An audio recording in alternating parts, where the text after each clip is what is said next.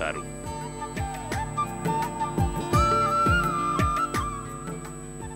ఏ విధంగా అయితే వరుణ, అసి నదుల మధ్య ఉన్న ప్రదేశం వారణాసిగా ప్రఖ్యాతి పొందిందో, అదేవిధంగా సరోజినిత ప్రవాహం భాగీరథీ నదుల మధ్యలో ఉన్న ప్రాంతం కనుక దీనికి కూడా కాశీ అనే పేరొచ్చింది.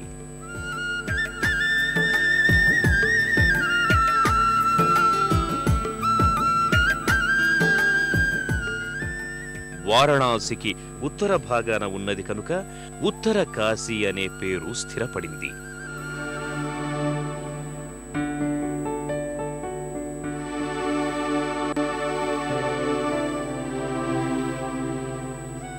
ఆధునిక నాగరికతకు దూరంగా ఆధ్యాత్మిక వాతావరణంలో ఆత్మీయంగా పలకరించే సాధు పుంగవులతో, రమ్య ప్రకృతి శోభతో ఉత్తర కాశీ క్షేత్రం అలరారుతున్నది.